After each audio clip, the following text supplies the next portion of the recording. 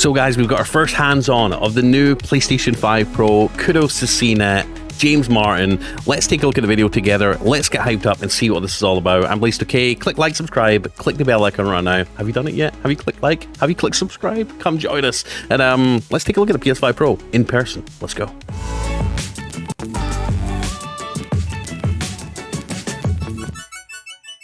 Quick shout out to the best gaming headset you can get for your PS5, the SteelSeries Arctis Nova 7P. It's got a Bluetooth, 2.4 GHz, low latency gaming audio dongle, 38 hours battery life for music, USB-C charging, AI microphone, software that you can use to customize the audio on it.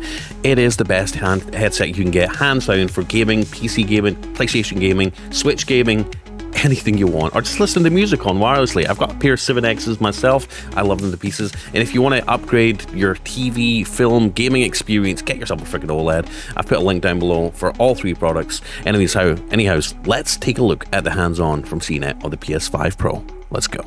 I'm here at PlayStation headquarters with an exclusive hands-on of Sony's brand new PlayStation nice Pro console that's coming out in November. Mark Cerny. I got to play a bunch of games on it. Here's what's going on. It's been 4 years since Sony released the PlayStation 5, which went by pretty fast in the middle of the pandemic. It did, and remember, it was sold out for like basically 2 years after launch, and we had to do the PS5 restock streams. Cannot believe it. Generation kind of lingers in my head, and probably for a lot of people. Wow, it's like they've taken a PS5 Slim and just like extended it up and added 3 more like lines. When do you buy a console? Crazy. Well, Sony has had mid-range console upgrades in the past. The PlayStation 4 Pro came out I love the PS4 Pro.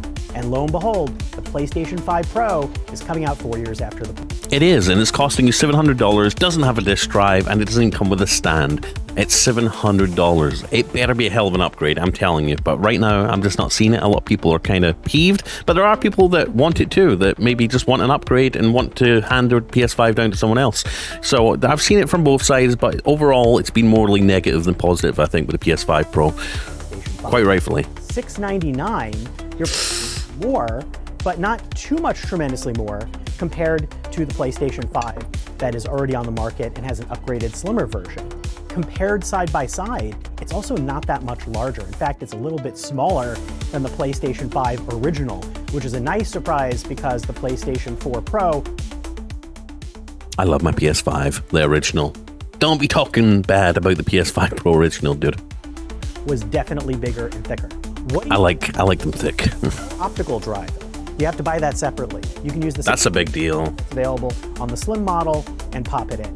And okay, so you can use the disk drive from the Slim model and just pop it into the new PS5 Pro. That's very interesting, but it's a pricey thing. It's like $69.99, isn't it?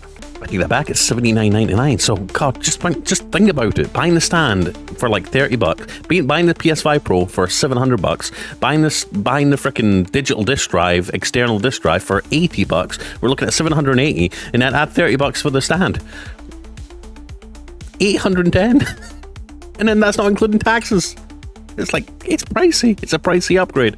And also, it may be that a lot of people choose to prefer the digital version now, considering that there's also Wi-Fi 7. Yeah, I guess so. And the size of the drive is now bumped up to 2 terabytes, which is the same speed as the SSD in the previous models. Same CPU, too. So we finally get confirmation. So we're getting Wi-Fi 7, we're getting 2 terabyte SSD. I would expect so. Freaking $700. I mean, why not a 4 terabyte at that price? But the GPU is... SSDs have came down in price quite a bit. Beefier. It's supposed to be 67% more powerful and 38% faster. So GPU 67% more processing cores. So it could probably handle more things on the screen, especially like Warhammer 40,000, Space Marine 2 that just came out. Obviously, there's a lot of visual artifacts and everything the more you get into the game, so obviously it's going to handle that a bit better. And it's going to provide better performance for all the games and a lot more things like ray tracing. There's also a big focus on upgrading the resolution of existing games. Is it just me, or have I not been really blown away with ray tracing? It's cool, but reflections weren't bad. No, they weren't dynamic and crazy realistic before, but they didn't look bad either. You could sort of spoof ray tracing quite a bit, and I've seen developers do that in the past. It's not something that's completely blown me away yet. Maybe I've just not used it with the right game. Spectral Super Resolution is the technology that uses an AI neural upscaling using a convolutional neural network to basically just make sure the games play really nicely in 4K. I've heard there is a downside to that though. It does add input latency, and I'm very sensitive to that. So upscaling, if it adds input lag because they're using neural net processing to try and just double the resolution, I could, that takes a little bit of time, and it does add to input lag. So I wonder how bad that's going to be. And speaking of 4K, existing PlayStation 5 games, they always had two modes, which was either 1080p, 60 frames, quality versus performance, 4K at 30 frames per second. Yep. Sony's now offering a Pro mode that glues both of those together, and so you're getting both 60 frames per second and 4K. Nice. Now, that's exactly what I would have wanted to play in the first place. No, I want 4K 120, dude. Come on.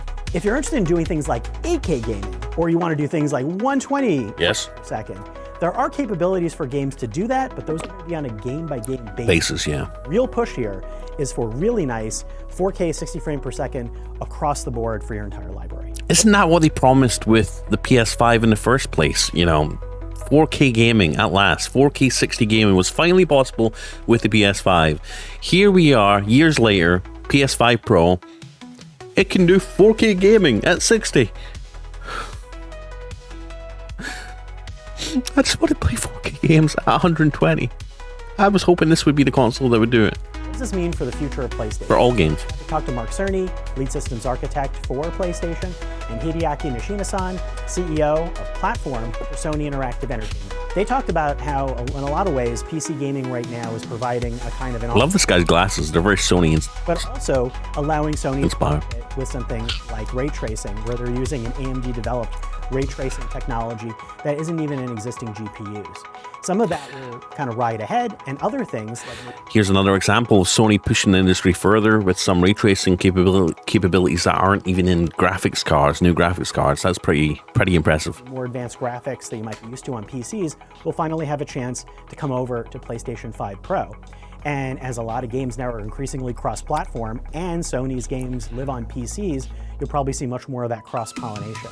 Clearly a fidelity push for people who may have really big TVs or really big AV lovers and want something that either looks the best it can be or runs really smoothly. On the big screens that I played on, you could definitely see the difference, but if you're a PlayStation 5 owner, I think you could also be fine continuing to play the PlayStation 5. I would say so. Games that come out at launch. Yeah, so this thing isn't getting any new exclusive games. It's typically going to be, all the new games coming out are working for the most part on PS4 as well. Sony have to decide, are they going to discontinue the PS4 and just focus on PS5 now? Or are they going to keep trying to let the PS4 keep lagging behind, and dragging everything down? I'm not seeing any new exclusive games that are standing out to me that's going to make me want to just jump on this. I'm happy with the PS5 as it stands. I'm more of a PC gamer anyway, but for those that maybe just want an upgrade and want to play games at the best that they can on the PlayStation platform, this is the way to do it.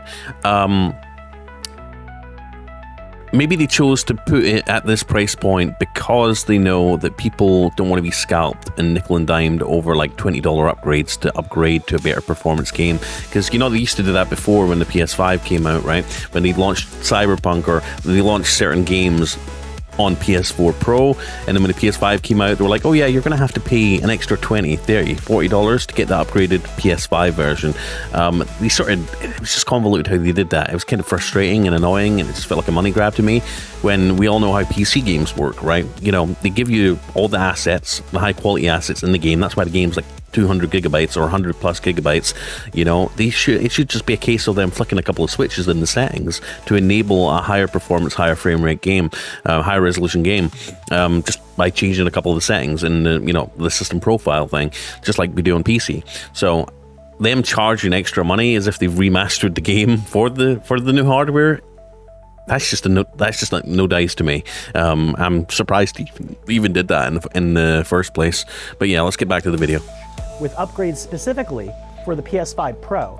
Now, while a lot of them will involve the introduction of this new Pro mode that will be able to run at a smooth 60 frames per second and 4K performance, yes, the others that do other things. It could be graphic upgrades to the environment, more people in the environment. So that's a console. Let's go play the games. This is Sony's PlayStation demo room where I got to try out the PlayStation 5 with a bunch of games in two different setups.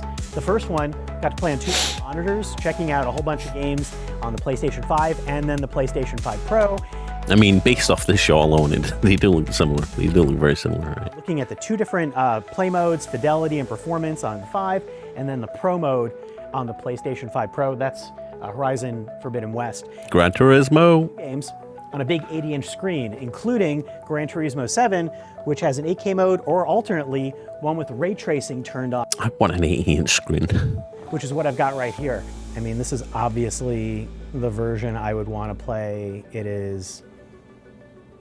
The reflections and ray tracing are beautiful.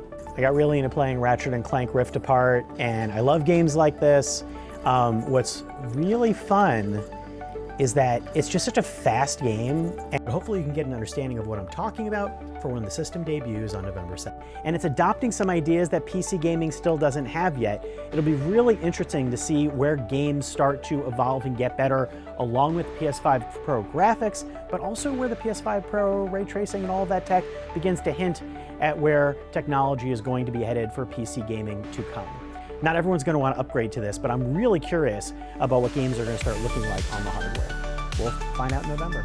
So November 7th, I believe you said. I believe they said when the new, November 7th, $700. I've heard a lot of comments from people say the PS5 Pro is more of an enthusiast system, right? Not everyone's going to get it. Most likely, most people aren't going to get it. But for those that want the best experience possible, maybe people who have large TVs, like 80-inch 4K TVs or 8K TVs, that's where, upscaling and, lower resolution, lower frame rates are going to be more noticeable. So for those people who do have big TVs, this is just going to make games crisper on your TV, right? Which is a good thing.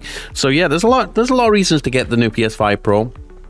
I don't think they're really pushing 8K resolution in games. I mean, look at the PS5 box. It had a freaking 8K badge on the side of it, on the top corner of it. They were touting 8K on the PS5. Obviously, that never came to fruition. False marketing. I want a refund, Sony. But yeah, anyways, 8K is going to be a game-by-game basis, app-by-app basis, I'm guessing, with the PS5 Pro again.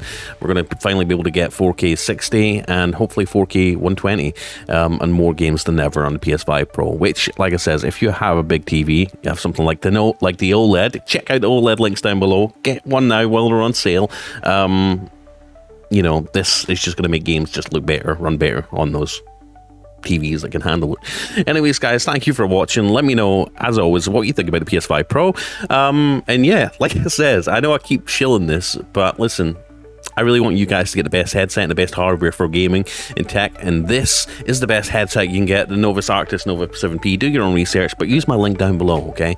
And the LG OLEDs, the 42-inch, I would love one of these for my desk monitor setup, for connecting my gaming PC, my Steam Deck, my PS5 too, and having the best experience. It's on sale for $1096 for an LG C4 OLED TV that you could have in your office, on your desk, and be the centerpiece for all your gaming and movie needs. I mean, I cannot express how amazing these TVs are.